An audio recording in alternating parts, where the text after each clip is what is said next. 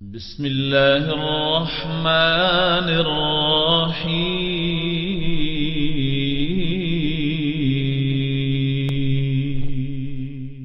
شروع اللہ کے بابرکت نام سے جو بڑا مہربان نہایت رحم والا ہے۔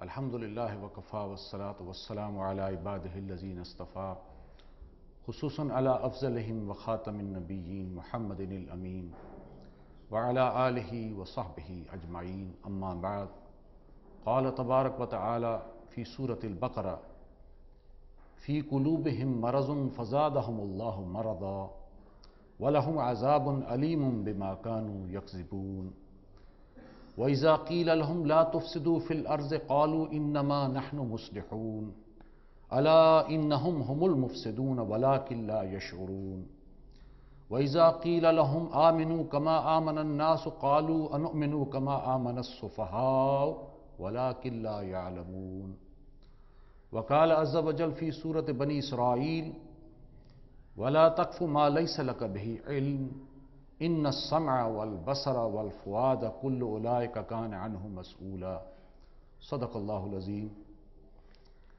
رب اشرح لی صدری ویسر لی امری واحلل عقدۃ من لسانی یفقہوا قولی۔ محترم حضرات، جیسا کہ آپ جانتے ہیں آج سرکاری سطح پر روشن خیالی کو پروموٹ کیا جا رہا ہے اور اس کی معاونت اور حوصلہ افزائی ہو رہی ہے، اور جو اسلامی اقدار ہیں اور اسلامی جو تہذیب ہے اس کو رجت پسند اور دقیانوس قرار دیا جا رہا ہے۔ یہ روشن خیالی کیا ہے؟ یہ تصور کہاں سے آیا ہے؟ اس کے ڈانڈے کہاں جا کر ملتے ہیں؟ اور یہ کہ اس کے نتائج کیا ہیں اور کیا نکلنے والے ہیں؟ آج اسی کا تجزیہ کرنے کی ضرورت ہے۔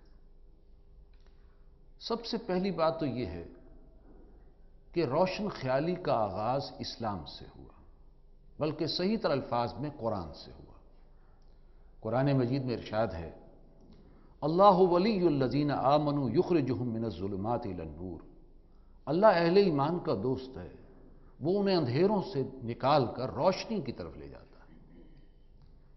پھر یہ کہ قرآن مجید اپنے بارے میں خود کہتا ہے، سورہ ابراہیم میں فرمایا الف لام را کتاب انزلناہ الیک، اے نبی یہ کتاب ہے جو ہم نے آپ کی طرف اتاری ہے، لتخرج الناس من الظلمات الی النور، تاکہ آپ لوگوں کو نکالیں اندھیروں سے روشنی کی طرف۔ اسلام سے پہلے دنیا میں شرک، الحاد، توہمات اور علم سے بے بہرا زندگی تھی۔ یوں سمجھیے کہ جہالت کے اندھیروں میں مبتلا تھے، بچیوں کو زندہ درگور کیا جاتا تھا۔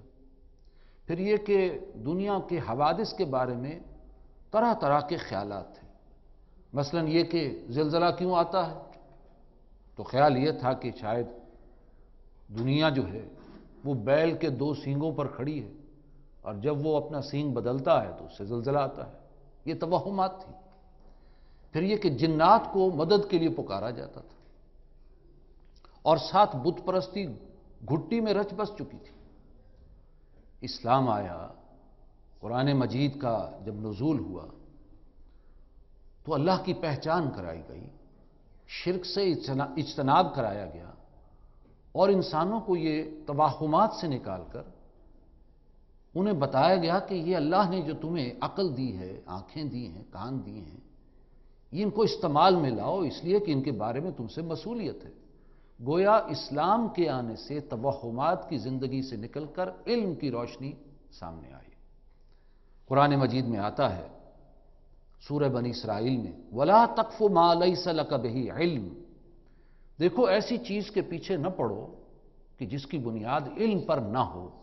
یعنی علم کا حصول ہونا چاہیے۔ ان السمع والبصر والفؤاد کل اولئک کان عنہ مسئولا، بے شک یہ جو سماعت ہے اور بصارت ہے اور عقل ہے، ان سب کے بارے میں تم سے جواب دہی ہوگی، مسئولیت ہے۔ اچھا، علم بھی دو طرح کے ہیں۔ ایک علم جو قرآن میں جس کا ذکر آتا ہے علم الاسماء، جسے اشیاء کا علم بھی کہتے ہیں، ایکوائرڈ نالج یا کسبی علم۔ یہ وہ علم ہے کہ جو اللہ نے انسان کے اندر ودیعت کر دیا ہے، آنکھیں دے دی ہیں، کان دے دی ہیں، عقل دے دی ہے، دیکھو، غور کرو، سنو، سوچو، نتیجے نکالو۔ یہ ودیعت شدہ علم، اس کا اپریٹس انسان کے اندر موجود ہے۔ جیسے بیج کے اندر، آم کے بیج کے اندر، گٹھلی کے اندر پورا آم کا درخت موجود ہے، صرف وقت لگتا ہے کہ وہ آم کا درخت بنتا ہے، ورنہ وہ درخت تو اندر موجود ہے۔ اسی طرح انسان کے اندر یہ علم، یہ کسبی علم، یہ ایکوائرڈ علم، یہ انسان کے اندر موجود ہے، اللہ نے اپریٹس دے دیا ہے۔ اب انسان کے لیے اللہ نے فرمایا ہے افلا ينظرون الى الابل كيف خلقت والى السماء كيف رفعت والى الجبال كيف نصبت والى الارض كيف سطحت، کیا تم غور نہیں کرتے کہ اللہ نے اونٹ کو کیسے بنایا ہے؟ کیا تم غور نہیں کرتے کہ آسمان کو کیسے اللہ نے بلند کر دیا، بغیر ستونوں کے ایک چھت بنا دی؟ کیا تم غور نہیں کرتے اللہ نے پہاڑوں کو کس طرح میخوں کی طرح زمین میں گاڑ دیا؟ کیا تم غور نہیں کرتے کہ اللہ نے زمین کو کس طرح ہموار کر دیا تمہارے لیے؟ یعنی یہ چیزیں ان کو دیکھو، جیسے اقبال کہتا ہے کھول آنکھ زمیں دیکھ، فلک دیکھ، فضا دیکھ، مشرق سے ابھرتے ہوئے سورج کو ذرا دیکھ۔ یعنی یہ چیزیں اللہ نے بنائی ہیں غور و فکر کے لیے، دیکھو، غور کرو، نتیجہ نکالو اور ان چیزوں کو اپنے استعمال میں لے آؤ۔ آج اسی علم کی بنیاد پر انسان یعنی چاند پر پہنچ چکا ہے اور مریخ پر کمند ڈالنے کی کوششیں ہو رہی ہیں۔ تو یہ جو علم آگے بڑھا ہے، یہ اسلام ہی نے اس کو روشناس کرایا، علم الاسماء اسے کہتے ہیں۔ البتہ دوسرا علم، علم ہدایت، ریویل نالج، وہ علم بھی اللہ نے دیا، لیکن آج کا موضوع وہ نہیں ہے۔ بہرحال یہ دو علم ہیں جو اللہ نے عطا کیے، اور قرآن کے آنے سے وہ جو اندھیرا تھا وہ چھٹ گیا اور علم کی روشنی بیدار ہو۔ اور اس کی بات کی، جیسے عربی میں ایک محاورہ ہے الفضل ما شہدت بہ الاعداء، فضیلت تو اس بات کی ہے کہ جس کی دشمن بھی گواہی دے۔ تو اس کے بارے میں ایک شخص ایم این رائے 1920 کا واقعہ ہے، اور وہ بنگالی ہندو کمیونسٹ تھا، یعنی ہندو کمیونسٹ لیکن بنگال کا رہنے والا۔ وہ پاکستان آیا 1920 میں، اور لاہور میں اس نے ایک تاریخی لیکچر دیا، دی ہسٹوریکل رول آف اسلام، اسلام کا ایک تاریخی رول کیا ہے۔ اس میں اس نے اس بات کو تسلیم کیا کہ دنیا میں بہت سے فاتحین آئے، انہوں نے دنیا کو فتح کیا، چنگیز کے ہاتھوں، اسکندر اعظم کے ہاتھوں، اٹیلا کے ہاتھوں، دنیا کئی دفعہ تخت و تاراج ہوئی، لیکن ان ساری فتوحات کے نتیجے میں دنیا کو کوئی نیا علم، کوئی نئی روشنی، کوئی نئی تہذیب اور نئی تمدن سے روشناس نہیں کرایا گیا۔ البتہ اسلام جب آیا تو اس کے نتیجے میں ایک نیا علم، ایک نئی روشنی، ایک نئی تہذیب، ایک نئی تمدن سے دنیا کو آشنا کیا گیا، شناسا کیا گیا۔ تو یہ بات اس نے خود جو ہے کہی۔ مغربی تہذیب جو ہے اس کے بارے میں اگرچہ اقبال ایک جگہ تو یہ کہتا ہے کہ اس کا جو ڈیزلنگ ایکسٹیریئر ہے، یعنی وہ مغربی تہذیب، اس کو ایک جگہ تو اقبال کہتا ہے کہ یہ پسندیدہ نہیں ہے، بلکہ یہ خود تمہاری ہلاکت و بربادی کا سبب بن جائے گی۔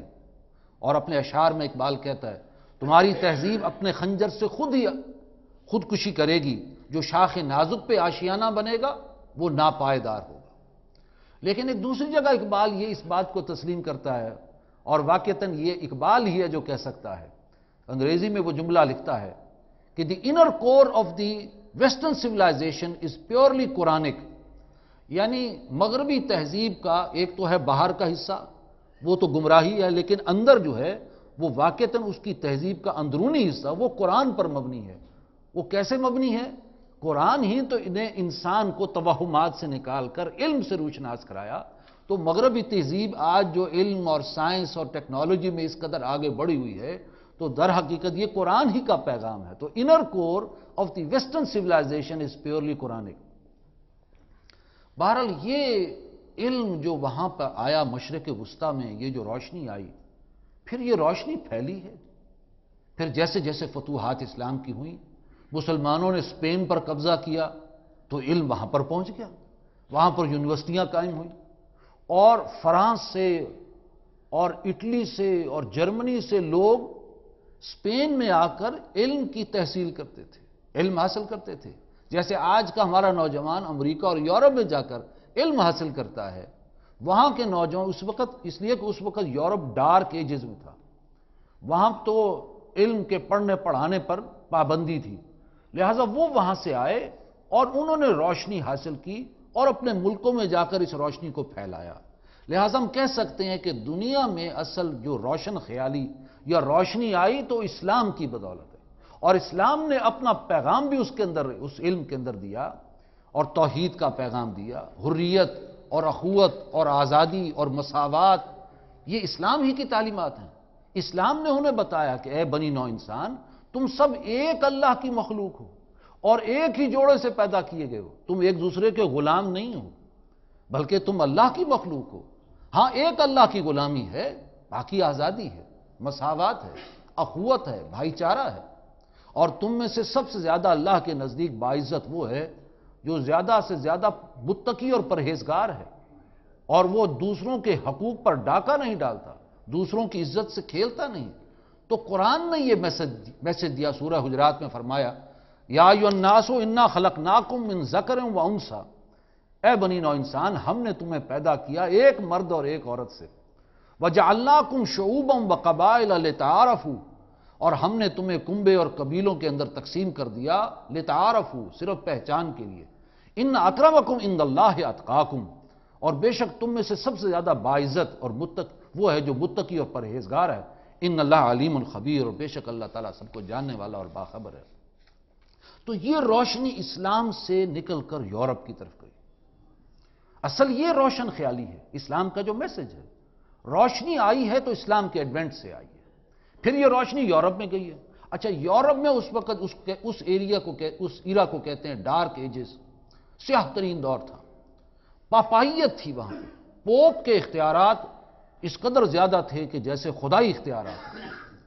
یعنی پوپ کو اختیار تھا کہ وہ انجیل کے اندر جو بھی تحریف کر دے، جس طرح اس کی تشریح کر دے، جس طرح اس کے اندر چینجز لے آئے، پوپ کو اختیار تھا. یعنی شریعت کا محافظ پوپ تھا. اللہ کی کتاب نہیں تھی بلکہ وہ پوپ تھا. اور اسی طریقے سے اخلاقی زوال اس قدر تھا، جو پوپ کی جو ناجائز اولاد تھی وہ اس کے بھتیجے کہلاتے تھے. شادی وہ نہیں کرتے تھے، لیکن یہ کہ رنگ رلیاں مناتے تھے. جو اولاد پیدا ہوتی تھی اس کو بھتیجے کہتے تھے. پھر یہ کہ معافی نامے جو ہے وہ بکتے تھے. کسی نے معافی کرنی ہو اپنے گناہوں کی تو پوپ کے پاس آتا تھا، اور پوپ اس سے معاوضہ لیتا تھا، اور جتنا بڑا گناہ ہے اتنا زیادہ وہ ہے معاوضہ لیتا تھا. تو یہ اس وقت یورپ کے اندر حالات یہ تھے. لہذا جب اسلام کی روشنی وہاں گئی ہے تو اس کے نتیجے میں دو تحریکیں وہاں سے اٹھی ہیں. ایک تحریک کو انگریزی میں کہتے ہیں رینائسنس، اور دوسری کو کہتے ہیں ریفرمیشن. پہلی تحریک ہے تحریک احیاء العلوم. اس لیے وہاں پر تو پوپ کا ڈھکن تھا، یعنی وہاں پر فلسفہ اور سائنس نہیں پڑھا جا سکتا تھا، پوپ کی طرف سے منع تھا. لیکن جب اسلام کی روشنی وہاں گئی وہ ڈھکن اٹھ گیا. اب یہ کہ لوگوں نے اسلام پڑھنا شروع کر دیا، سائنس کو پڑھا، فلسفے کو پڑھا، منطق کو پڑھا، غور کیا، سوچ بچار کیا، کچھ نتیجے نکالنے شروع کر دیے. اور اسلام نے بھی یہی تعلیم دی تھی، ان السمع والبصر والفؤاد کل اولئک کان عنہ مسئولا. تو اسلام کی تعلیمات تھی. توہمات کا دور ختم ہوا اور نئے علوم کا دور، نئی روشنی کا دور جو ہے وہاں شروع. تو یہ بیداری وہاں پہ پیدا ہوئی، اور اسلام نے ان سے کہا کہ کائنات میں غور کرو، سورج کو، چاند کو، ستاروں کو، ہواؤں کو، نباتات کو، جمادات کو، ان کو دیکھو. ان کے اندر اللہ نے بڑی قوتیں رکھی ہیں، اور یہ قوتیں تمہارے فائدے کے لیے ہیں. ان کو اپنے استعمال میں لاؤ. آگ کے اندر قوت ہے، اس کے اندر حرارت ہے، اس کو استعمال میں لاؤ. کوئلے کے اندر اللہ نے بڑی قوت رکھی ہے، اس کو استعمال میں لاؤ. پانی کے اندر اللہ نے بڑی جو ہے قوت رکھی ہے، اس کو اوپر سے گراؤ اور بجلی پیدا کرو. اور سورج کی حرارت کے اندر بڑی قوت رکھی ہے تو شمسی توانائی حاصل کرو. تو اسلام نے تو یہ پیغام دیا کہ یہ چیزیں تمہارے فائدے کے لیے، یہ اس لیے نہیں ہے کہ تم ان کو معبود اور خدا بنا لو اور تم ان کو سجدہ کرنا شروع کر دو، نہیں، یہ چیز تمہارے فائدے کے لیے ہے اور ان سے فائدہ اٹھاؤ۔ قرآن کہتا ہے الم تروا ان اللہ سخر لکم ما فی السماوات و ما فی الارض، کیا تم نے غور نہیں کیا کہ اللہ نے تمہارے لیے مسخر کر دیا ہے، تمہاری خدمت میں لگا دیا ہے، جو کچھ آسمانوں اور جو کچھ زمین میں ہے یہ تمہارے فائدے اور تمہاری خدمت کے لیے۔ یہ اسلام کا میسج تھا جس کے نتیجے میں وہاں پہ تحریک احیاء العلوم بیدار ہوئی۔ دوسری تحریک اٹھی وہ ہے جس کو ریفارمیشن کہتے ہیں، تحریک اصلاح مذہب۔ یہ در حقیقت پوپ کے خلاف ایک بغاوت تھی، ریوولٹ تھا، کیونکہ پوپ کا نظام بڑا سخت تھا، پڑھنا نہیں ہے، سوچنا نہیں ہے، تم شریعت کے بارے میں کوئی بات نہیں کر سکتے، جو پوپ کہہ دے بس وہ یوں سمجھو قانون ہے۔ اس کے خلاف انسانیت کا ایک ریوولٹ، ایک بغاوت، اور انہوں نے کہا کہ اصل میں عیسائیت پر پوپ نے قبضہ جما لیا ہے، لہذا پوپ کے اس قبضے کو آزاد کراؤ اور عیسائیت کو اپنی اصل حالت میں لے آؤ، لہذا تحریک اصلاح مذہب اس کا نام رکھا گیا، ریفارمیشن، یعنی ہم عیسائیت کی اصلاح کرنے چلیں۔ عیسائیت کو پوپ نے بگاڑ دیا ہے، اپنی خود غرضی کے تحت اس نے اس پر قبضہ جما لیا ہے، اس کو ہٹاؤ اور اصلاح کرو عیسائیت کی۔ لیکن در حقیقت ہم دیکھیں گے آگے چل کر کہ نام تو یہی تھا تحریک اصلاح مذہب، لیکن در حقیقت یہ عیسائیت کے انہدام کا ذریعہ بن گئی، یعنی عیسائیت کا بیڑا غرق، جو بھی کچھ قدریں تھیں پوپ کے زمانے میں وہ بھی ختم ہو گئیں، اور اس کی جو تاریخ ہے وہ بہت یعنی غور و فکر کرنے والی، میں وہ آپ کے سامنے رکھتا ہوں۔ یہ دو تحریکیں اسلام کی بدولت اٹھی، یہ ایک روشنی تھی، روشن خیالی سے اسلام نے اور قرآن نے متعارف کرایا۔ اب اس میں ذرا غور کیجئے، جب یورپ کے اندر روشنی آئی تو وہاں پر یہود کے کردار کو نوٹ کرنے کی بہت ضرورت ہے۔ یہود جو تھے یورپ کے اندر وہ بڑی بری سچویشن کے اندر تھے، گھیٹوز کے اندر رہتے تھے، یعنی بڑے شہروں سے دور چھوٹے چھوٹے قصبے بنائے ہوئے، تاریک قصبے، اس کے اندر وہ رہتے تھے۔ ان کے اوپر ان کو ٹارچر کیا جاتا تھا، ان پر تشدد کیا جاتا تھا، اور عیسائی ان سے گھن کھاتے تھے، انہیں برا سمجھا جاتا تھا۔ صرف دن میں 2-3 گھنٹوں کے لیے ان کو شہر میں آنے کی اجازت تھی تاکہ اپنی وہ خرید و فروخت کر کے واپس اپنے گھٹوز کے اندر چلے جائیں۔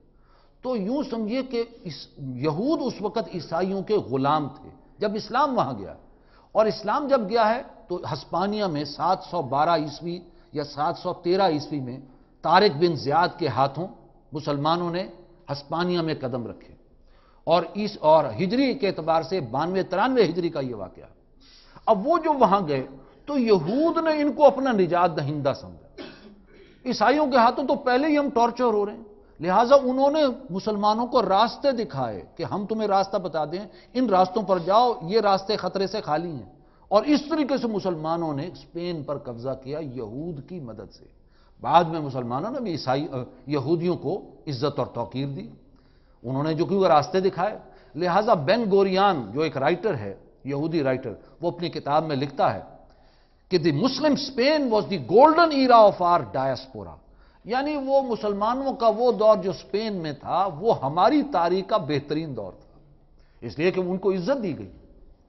اب دیکھیے کہ جب اسلام کی بدولت وہاں یورپ میں روشنی پھیلی ہے، اب یہود کا کردار دیکھیے، یہود نے ان سے انتقام لیا، چونکہ تم ہمیں ٹارچر کرتے ہو، تم ہم سے گھن کھاتے ہو، تم نے ہمیں انسان نہیں حیوان بنا کے رکھا ہو، لہٰذا وہ جو ایک آزادی جو اسلام نے ان کو دی اور ایک اخوت اور مساوات کی ایک تحریک اور بیداری وہاں پر پیدا ہوئی، اس کے اندر انہوں نے زہر گھولنا شروع کر دیا۔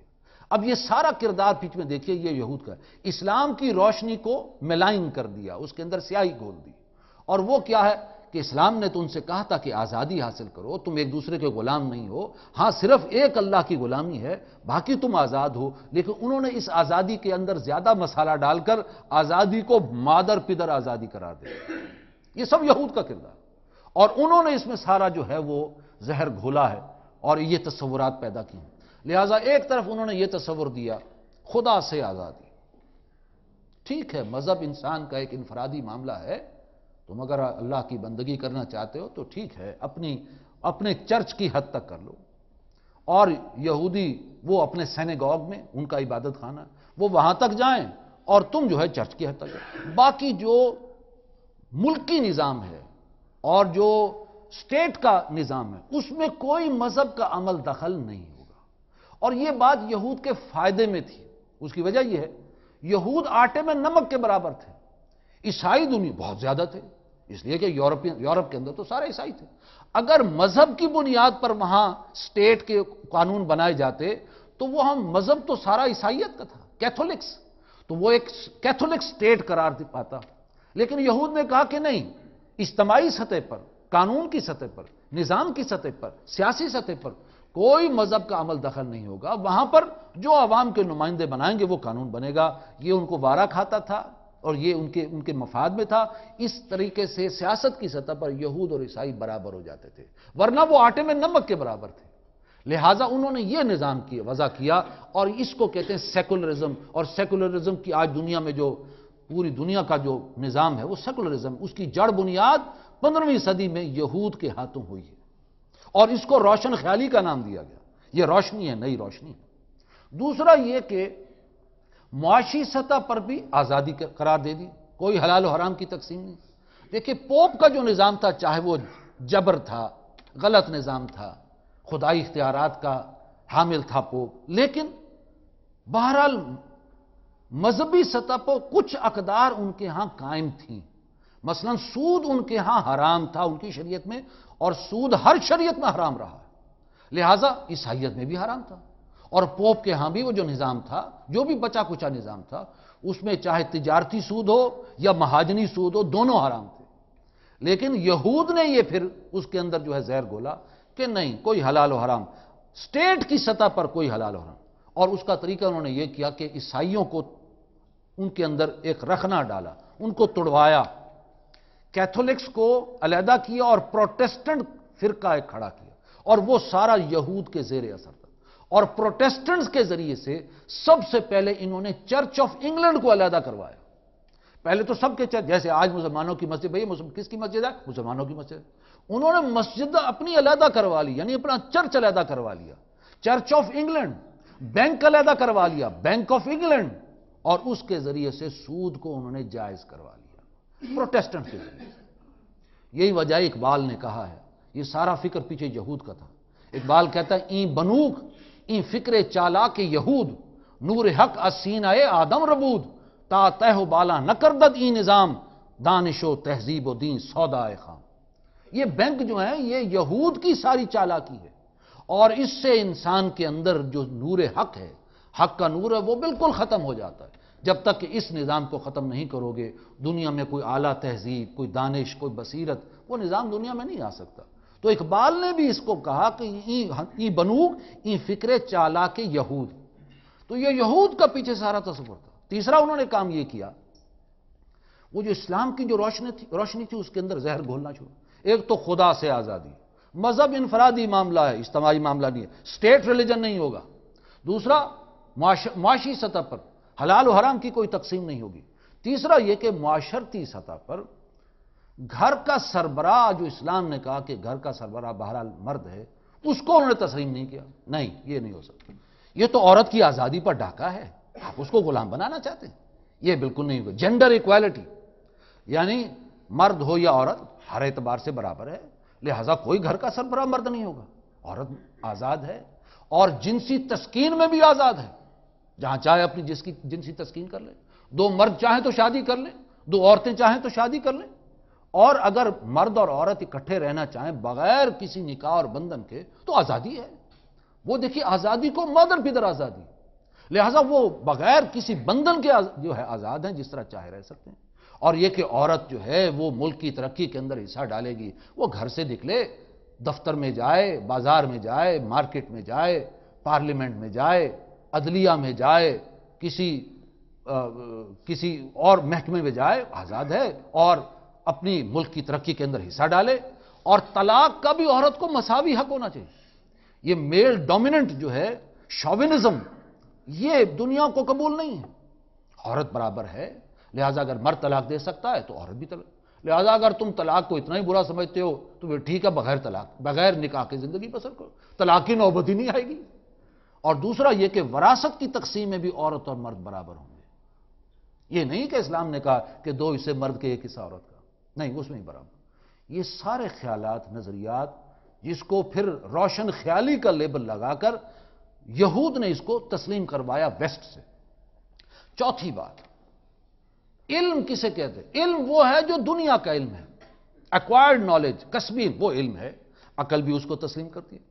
علم وہی تسلیم ہوگا جو عقل کے مطابق ہے۔ لہذا سائنس پڑھو، ٹیکنالوجی حاصل کرو، سائیکالوجی پڑھو، سوشیالوجی پڑھو، یہ سارے علوم، سٹیٹ کرافٹ جسے کہتے ہیں، یہ سارے جو سٹیٹ کو بنانے میں جو علوم ہیں، یہ چونکہ ہمارے سٹیٹ کی ضرورت ہے، اس میں فائدہ ہے، تمہاری اولاد کا بھی مستقبل ہے۔ لہذا اصل علم یہ ہے، اس کو حاصل کرو۔ اس کو کہتے ہیں ریشنلزم، عقلیت پرستی۔ ہم وہ علم تسلیم کریں گے جو عقل کے مطابق ہوگا۔ یہ وحی کا علم کس نے دیکھا؟ کہاں سے آئی وحی؟ کون فرشتہ ہے؟ ہمیں تو نظر نہیں آتا۔ ہم نے تو ہے ہم تو چاند پر پہنچ گئے، ہمیں تو کوئی فرشتہ نظر نہیں آیا، ہمیں تو کوئی وحی کا پیغام نظر نہیں آیا۔ لہٰذا وہ جو دوسرا علم ہے، علم ہدایت، وہ سٹیٹ کی ضرورت نہیں ہے، کسی فرد کی ضرورت ہے تو ٹھیک ہے، جو اپنی ضرورت ہے پوری کر لو، جو عقیدہ رکھ لو اللہ کے بارے میں، آخرت کے بارے میں، رسولوں کے بارے میں کتاب، لیکن یہ سٹیٹ کی ضرورت نہیں ہے۔ سٹیٹ کی ضرورت ایکوائرڈ علم، کسبی علم۔ حالانکہ قرآن اس علم کو بھی حاصل کرنے کی شروع تو اسلام نے کی، توہمات کو علیحدہ کیا اور اس علم کے حصول کے لیے اسلام نے موٹیویٹ کیا، لیکن اسلام ساتھ یہ بھی کہتا ہے کہ اگر تم نے اس کسبی علم کے ساتھ ساتھ علم ہدایت کو حاصل نہ کیا تو اس کی بنیاد پر دنیا میں فساد رونما ہو جائے گا۔ وہ علم ہدایت اس کسبی علم کو، ایکوائرڈ علم کو، سائنس اور ٹیکنالوجی کے علم کو راہ راست رکھے گا اور اس کو یعنی ود ان دی پیرامیٹرز رکھے گا، ورنہ اگر علم ہدایت نہ ہوا تو یہ علم بحر بے قراں کی طرح جو ہے اچھل کر باہر نکل جائے گا اور اعتدال نہیں رہے گا۔ لہٰذا علم ہدایت کی بنیاد پر دنیا کا علم بھی اعتدال میں رہے گا۔ لہٰذا اعتدال پسندی اسے کہتے ہیں۔ اگر علم ہدایت نہیں تو اعتدال پسندی ہو ہی نہیں سکتی، وہ تو پھر وہ علم یعنی وہ بارڈرز کو کراس کر جائے گا۔ اور پانچویں اور آخری بات جو یہود نے ان کو تسلیم کروائی کہ انسان کا اصل نصب العین وہ ہے دنیا کی بہتری، دنیا کی فلاح، دنیا کی ترقی، دنیا میں مسرت ہو، خوشیاں ہوں، لذات ہوں، ان سے فائدہ اٹھایا جائے، یہ انسان کا اصل حاصل ہے۔ موٹیو یہ ہونا چاہیے، مقصد یہ ہونا چاہیے، انسان کی زندگی اچھی ہو، بہترین ہو۔ باقی رہ گیا آخرت کا عقیدے کی حد تک ٹھیک ہے اگر کوئی رکھنا چاہتا ہے، ورنہ یہ ہماری کوئی ضرورت نہیں ہے۔ کس نے دیکھی آخرت؟ کس نے دیکھی وحی؟ کس نے دیکھے ملائکہ؟ کس نے دیکھا یہ سب کچھ؟ لہٰذا وہ نہیں اصل چیز جو ہے وہ دنیا ہے۔ لہٰذا یہ ہے وہ تہذیب جو 15ویں صدی میں اسلام نے تو روشنی دی، لیکن یہود نے اس روشنی کے اندر تاریکی ملا کر اس کو ایک سیکولر معاشرے میں تبدیل کر دیا اور سود پر مبنی سرمایہ داری اور بالکل مادر پدر آزاد معاشرہ بنا کر اور علم ہدایت پر چونکہ انہوں نے پردہ ڈال دیا، لہٰذا یہ جو تہذیب وہاں سے اٹھی ہے یہ یک چشمی تہذیب ہے۔ اس لیے ہم کہتے ہیں یہ دجالی تہذیب ہے، اس لیے کہ دجال کے بارے میں بھی حضور نبی کریم صلی اللہ علیہ وسلم نے فرمایا ایک تو وہ شخص ہوگا، بہرحال ایک وہ تہذیب ہوگی کہ جس کی ایک آنکھ بند ہوگی اور وہ علم ہدایت کی آنکھ بند ہوگی، علم دنیا کی آنکھ جو ہے وہ چونکہ روشن ہوگی اور وہ بے اعتدالی والی آنکھ ہوگی۔ لہٰذا آج کی مغربی تہذیب وہ دجالی تہذیب ہے جس پر روشن خیالی کا لیبل لگا دیا گیا۔ بدقسمتی سے ہم بھی اسی تہذیب کو آج چاہتے ہیں، سارے نہیں، لیکن جیسے میں نے شروع میں عرض کیا آج تو اس کو سٹیٹ کی سطح پر، حکومتی سطح پر، چاہے وہ صدر مملکت ہوں اور چاہے وہ دوسرے حکومتی عہدیدار، ان کے اندر بھی وہ سیکولرزم، وہی سیکولر خیالات کہ سیاسی سطح پر مذہب جو ہے وہ اس کا کوئی عمل دخل سیاسی سطح پر نہیں ہے، اس کا تعلق ہے تو ہمارے عقائد، عبادات اور مسجد کی حد تک ہے۔ روزے رکھو ٹھیک ہے، نمازیں پڑھو، حج اور عمرے کرو، زکوٰۃ دے دو ٹھیک ہے، اس حد تک صحیح ہے، ایک فرد کی ذاتی ہے حد تک۔ باقی جہاں تک اجتماعی نظام ہے اس کے اندر مذہب کا کوئی عمل دخل نہیں ہے۔ لہٰذا 33% عورتوں کی نمائندگی، حالانکہ دنیا کے کسی ملک میں، نہ امریکہ میں نہ بھارت میں، جو دنیا میں آج سب سے بڑے جمہوری ملک ہیں، کہیں بھی 33% عورتوں کو نمائندگی نہیں ہے، صرف پاکستان ہے، یہ نمبر لے گیا ہے سیکولر خیالات میں کہ 33% نمائندگی عورتوں کو، اور اس کے لیے جو سرمایہ اور اس کے لیے جو عورتوں کا باہر نکلنا، اس کا آپ تصور کر سکتے۔ پھر تحفظ حقوق نسواں بل کل منایا گیا ہے، خواتین ڈے منایا گیا ہے، تو اس کے لیے وہ سمجھتے ہیں کہ ہماری تو ٹوپی کے اندر یہ ایک فیدر ہے کہ ہم نے تحفظ حقوق نسواں بل پاس کرایا ہے، عورتوں کو اس کے اندر تحفظ دیا، حالانکہ اس میں کوئی تحفظ والی بات نہیں ہے، اس لیے کہ وہ تو یوں سمجھیے بدکاری کا ایک کھلا لائسنس ہے۔ اگر معاشرے میں کسی عورت کے ساتھ زیادتی ہوتی ہے تو یہ اسٹیٹ کا مسئلہ نہیں، آپ ایف آئی آر درج نہیں کرا سکتے۔ ایف آئی آر کہاں درج ہوتی ہے؟ پولیس کے محکمے میں۔ پولیس کس کا حصہ ہے؟ وہ نظام کا حصہ ہے، لہذا نظام کو اس سے کوئی بحث نہیں۔ ہاں، نظام اگر زنا بالرضا ہے تو نظام کو اس سے کوئی غرض نہیں، وہ تمہارا آپس کا معاملہ ہے۔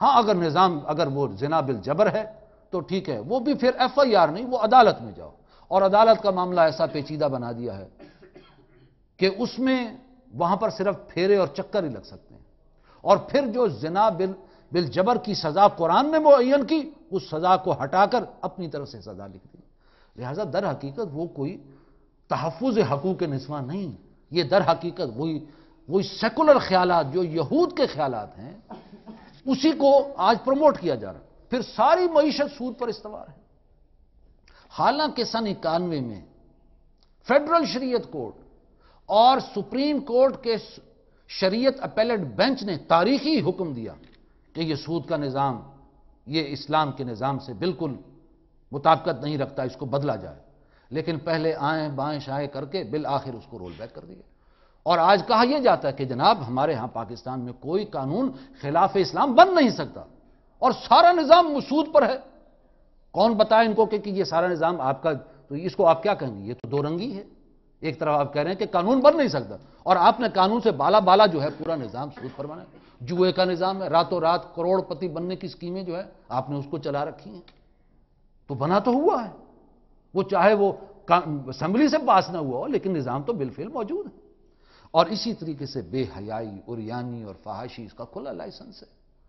وہ کہیں جشن بہاراں کے نام پر، بسنت کے نام پر، ویلنٹائن ڈے کے نام پر، یہ سارا وہ مادر پدر آزاد معاشرہ بنانے کی کوشش ہو رہی ہے۔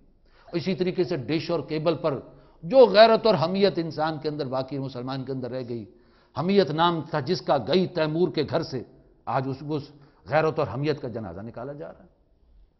پھر یہ کہ ثقافتی طائفے آ رہے ہیں، کہیں جو ہے مقابلہ حسن ہو رہا ہے، کیٹ واک ہو رہا ہے، شو بز کی دنیا ہے، گلیمر کی دنیا ہے۔ پھر یہ کہ ڈٹ کر کہا جا رہا ہے ہم عورتوں کو ننگی پنڈلیوں کے ساتھ دوڑائیں گے، مخلوط جو ہے میراتھن ریس کروائیں گے، جس نے نہیں دیکھنا وہ آنکھیں بند کر لے، جس نے نہیں دیکھنا اپنے ٹی وی کو بند کر لو، ہم نے تو کروانا ہے، ہم نے تو کرکٹ بھی کھلوانی ہے اور ہاکی بھی کھلوانی ہے، بسنت بھی بنوانی ہے اور دھڑلے سے کروانی ہے، اور یہ عین اسلام ہے۔ ہم تمہارے اسلام کے تصورات کو نہیں اپنانے والے، بلکہ ہمارا جو نظریہ اسلام ہے، دنیا میں جو ایک عام خیال ہے اسلام کا، ہم تو اسی کے مطابق، یہ وہ کون سا اسلام ہے؟ یہ اصل میں روشن خیالی جو پیچھے وہ یہودی نظریات، وہ سارا جس نے آج پورے مغرب کو اپنی لپیٹ میں لے لیا ہے، اب وہ نظام جو ہے وہ یہاں پر مسلمان ملکوں کے اندر لایا جا رہا۔ پھر یہ کہ پردے کے اوپر مذہبی جو ہماری اقدار ہیں، تہذیب ہے، اس کا تمسخر، استہزاء، یہ بیکورڈنس ہے، یہ سٹون ایج کے لوگ ہیں، یہ دقیانوس قسم کے لوگ ہیں، یہ پسماندگی کی علامت ہے، یہ ترقی کی راہ میں رکاوٹ ہے۔ اب وہ تاریخ خیال ملاؤں کا دور چلا گیا، اب تو نیا دور ہے، نیا دور، نئی روشنی، نیا روشن خیالی کا دور ہے۔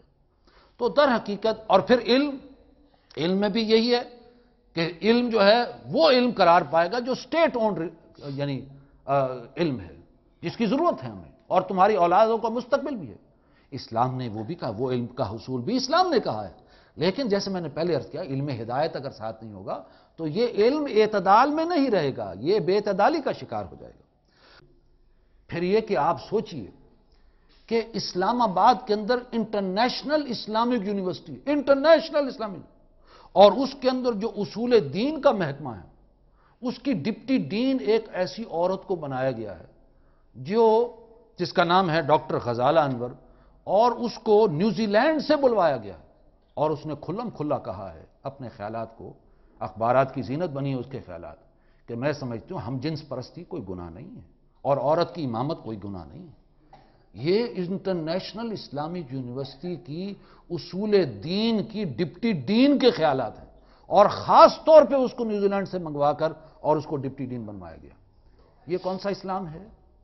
یہ ہم کہاں جا رہے ہیں؟ یہ کیا نتیجہ نکلنے والا ہے؟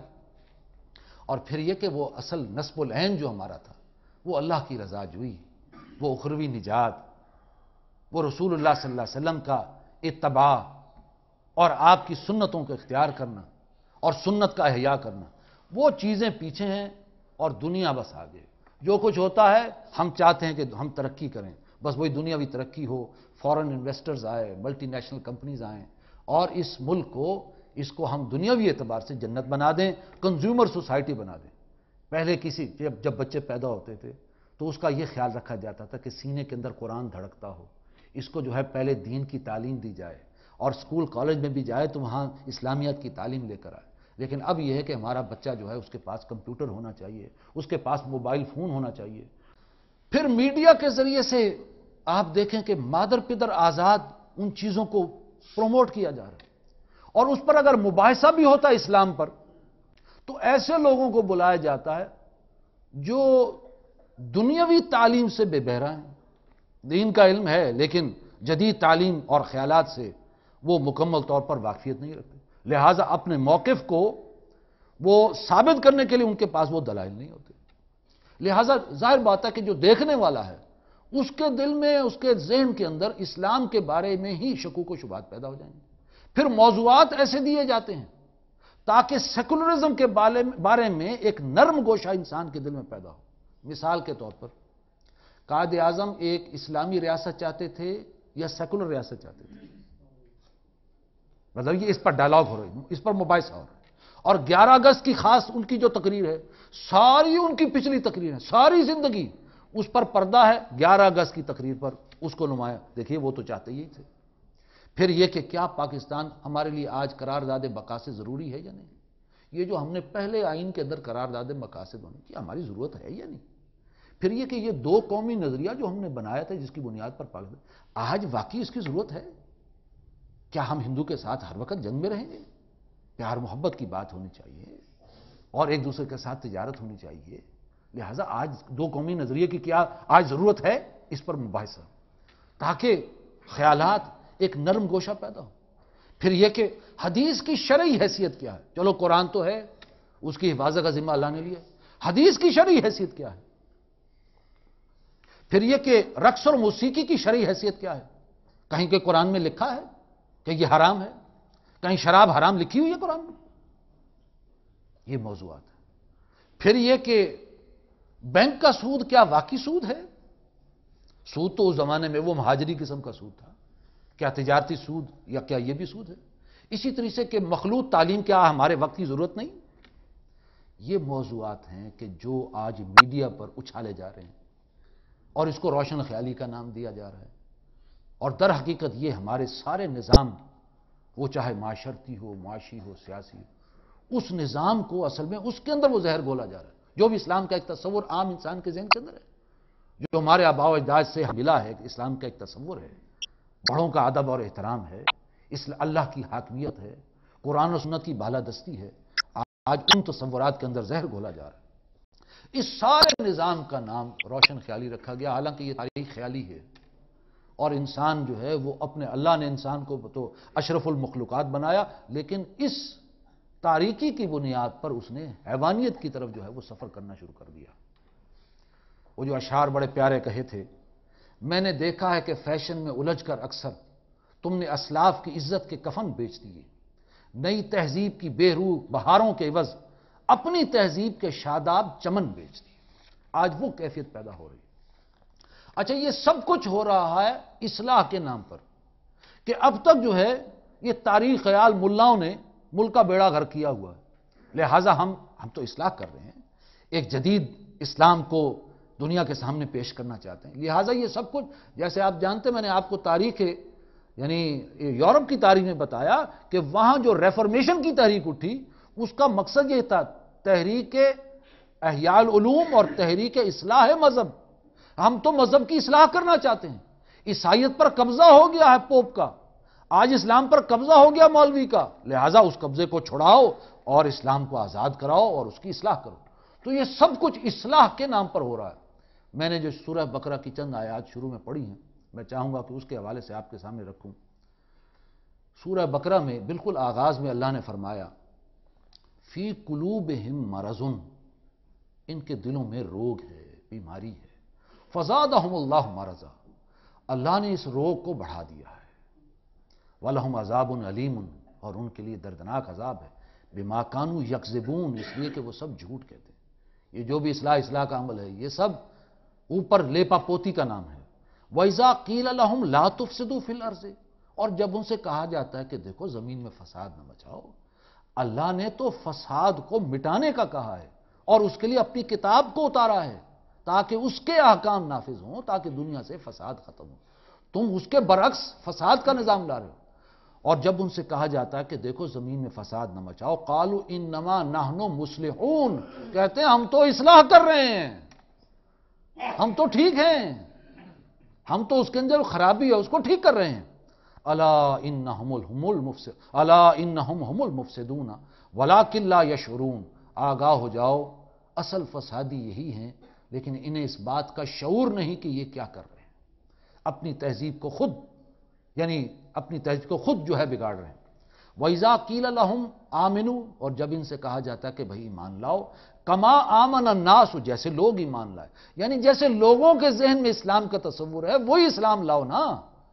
جب ان سے کہا جاتا ہے کہ ایمان وہی لاؤ جیسے لوگ ایمان لائے، قالوا انؤمن کما آمن السفہاء، تو کہتے ہیں کیا ہم ایمان لائیں جیسے یہ بے وقوف ایمان لائیں، یہ تو بے وقوف لوگ ہیں. وَلَٰكِن لَّا يَعْلَمُونَ، حالانکہ انہیں اس بات کا علم نہیں یہ کیا کہہ رہے ہیں. وَإِذَا لَقُوا الَّذِينَ آمَنُوا قَالُوا آمَنَّا، اور جب یہ اہل ایمان سے ملاقات کرتے ہیں کہتے ہیں ہم بھی ایمان رکھتے ہیں، ہم بھی مسلمان ہیں، ہمیں زیادہ پتہ ہے اسلام کا. قَالُوا آمَنَّا وَإِذَا خَلَوْا إِلَىٰ شَيَاطِينِهِمْ، اور جب یہ خلوت میں ہوتے اپنے ان شیطانوں کے ساتھ، قَالُوا إِنَّا مَعَكُمْ، کہتے ہیں ہم تو تمہارے ساتھ ہیں. إِنَّمَا نَحْنُ مُسْتَهْزِئُونَ، ان کے ساتھ تو ہم صرف دل لگی کر رہے ہیں. اللہ یستہزئ بہم، اللہ ہی ان کا تمسخر اڑائے گا. وَيَمُدُّهُمْ فِي طُغْيَانِهِمْ، اور اللہ انہیں ڈھیل دے رہا ہے ان کی اس سرکشی میں، یا مہون، اور وہ اندھے بہرے ہو کر اس کے اندر بھٹک رہے. یہ آیات ہمیں بتا رہی ہیں کہ اصل فساد کسے کہتے ہیں، اصلاح کسے کہتے ہیں. اصلاح وہ ہے جو حضور نبی کریم صلی اللہ علیہ وسلم اور صحابہ کرام نے جو اصلاح کی، وہ دین ہے جس میں اصلاح کی گئی. وہ دین ہے کہ جو روشنی پھر یورپ کے اندر پہنچی، اور توحید کا پیغام، اخوت اور مساوات کا پیغام، اور عدل و انصاف کا پیغام، اور ایک اللہ کی غلامی اور بندوں کی غلامی نہیں. یہ روشنی تو اسلام نے دی ہے یورپ کو. آج ضرورت اس بات کی ہے کہ وہی تعلیم کو عام کیا جائے. میں انتہائی افسوس کے ساتھ کہوں گا ہماری مذہبی جماعتوں کا بھی اس معاملے میں کردار کو اتنا اچھا نہیں.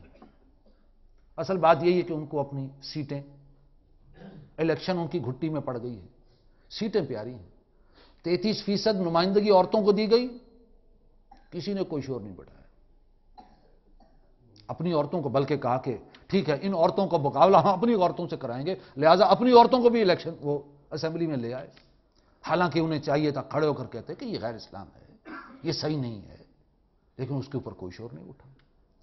تحفظ حقوق نسواں بل پاس کیا گیا، کہا یہ گیا کہ ہم جو ہے ہم سیٹوں کو چھوڑ دیں گے، ہم جو ہے پارلیمنٹ سے استعفے دے دیں گے، لیکن آپس میں نہیں بنی، بالآخر وہ استعفے نہیں ہوئے. پھر یہ کہ جمہوریت کی بات ہوتی ہے، پارلیمنٹ کی بالادستی کی بات ہوتی ہے، لیکن اسلام کی بات نہیں ہوتی. پچھلے 4 سال سے کوئی اسلام کی بات، جمہوریت کی بات ہو رہی ہے یا وردی کی بات ہو رہی ہے یا سیٹوں کی بات ہو رہی ہے. تو وہ کردار بھی انہیں بھی چاہیے اسلام کے حوالے سے کھڑے ہوں کہ جو کچھ ہو رہا ہے یہ چاہے اصلاح کے نام پر ہو رہا ہے یا روشن خیالی کے آڑ میں جو کچھ ہو رہا ہے یہ غیر اسلام ہے، ہم اس پر احتجاج کرتے ہیں، اس کے لیے کھڑے ہونا چاہیے. لہٰذا آج عوام کو چاہیے، ہمارے اندر یہ جذبہ بیدار ہونا چاہیے کہ ہمیں اپنی اسلامی اقدار اور تہذیب کا ڈیفینس کرنا ہے، اس کے لیے کھڑے ہونا. مغربی تہذیب تو مر چکی ہے. آج مغرب اگر کھڑا ہے تو وہ اپنے سائنس اور ٹیکنالوجی کے بل بوتے پر کھڑا ہے، تہذیب تو کوئی نہیں ہے، تہذیب تو مر چکی ہے ان کی. ان کا خاندانی نظام ترپٹ ہو چکا ہے، ان کی اولادیں بالکل تباہ و برباد ہو چکی ہیں۔ ان کے اپنے صدر کلنٹن نے یہ کہہ دیا تھا کہ ہماری جو اگلی نسل ہے وہ جو ہے اللیگل چلڈرن، میں وہ لفظ استعمال نہیں کرنا چاہتا، اللیگل چلڈرن پر مبنی ہے، لہذا ان کی تہذیب مر چکی ہے۔ اس تہذیب کو یہاں لانے کی کوشش، وہ تو اپنی اقدار، اپنے نظام کا بیڑا غرق کرنے کو ارادت ہے۔ وہ اگر کھڑے ہیں تو صرف ٹیکنالوجی کے بل بوتے پر، سائنس کے بل بوتے پر، وہ علمی ترقی، وہ دنیاوی علمی ترقی کے بل بوتے پر آج وہ آنکھیں دکھا رہے ہیں۔ تہذیب تو ان کی مر چکی، اقدار ان کی مر چکی، تمدن ان کا مر چکا، لہذا اصل میں تو ہمیں اپنی اقدار، اپنی تہذیب جو اسلام کی تہذیب ہے اس کو روشن کرنا ہے، اور اس کے لیے جو ہے کھڑے ہونا ہے، اور وہی تعلیمات آگے پہنچانی ہے، یہ شعور بیدار کرنا ہے۔ اور یہ عوام اگر جو لیڈرز ہیں، اگر ان کے ذہن میں یہ بات نہیں ہے تو پھر یہ عوام کی ذمہ داری بن جاتی ہے۔ جیسے کہ اللہ تعالیٰ نے فرمایا کہ اب ہم نے دین کی نشر و اشاعت امت مسلمہ کے کاندھوں پر رکھ دیا، اس لیے کہ اب رسالت اور نبوت کا دروازہ بند کر دیا گیا۔ اب یہ امت مسلمہ کی ذمہ داری ہے کہ دین حق کو پہنچائے، اور امت مسلمہ میں ہر فرد کی یہ ذمہ داری ہے کہ اسلام کی روشن تعلیمات کو عام کیا جائے، قرآن کی تعلیمات کو خود سمجھا جائے، قرآن کے فکر کو، اور اس کو آگے پہنچانے کی فکر کی جائے۔ یہ ہے آج کے دور کی ضرورت ہے۔ اسی فکر نے تو مغرب کے اندر وہ روشنی پیدا کی تھی۔ یہ علیحدہ بات ہے یہود نے اس کے اندر پھر زہر گھول دیا، لیکن آج ہمیں خود اپنی اس ملک میں ضرورت اس بات کی ہے کہ ہم اس اسلام کے اس روشن خیال پیغام کو عام کریں۔ اللہ تعالی ہمیں توفیق دے کہ ہم اس میدان میں آئیں، اس لیے کہ یہ ایک جنگ ہمیشہ سے جاری رہی اور ہمیشہ لگی رہے گی۔ اور جیسے اقبال کہتا ہے، دنیا کو ہے پھر مار کا روح و بدن پیش، تہذیب نے پھر اپنے درندوں کو ابھارا، اللہ کو فقط پا مردی مومن پہ بھروسہ، ابلیس کو یورپ کی مشینوں کا سہارا۔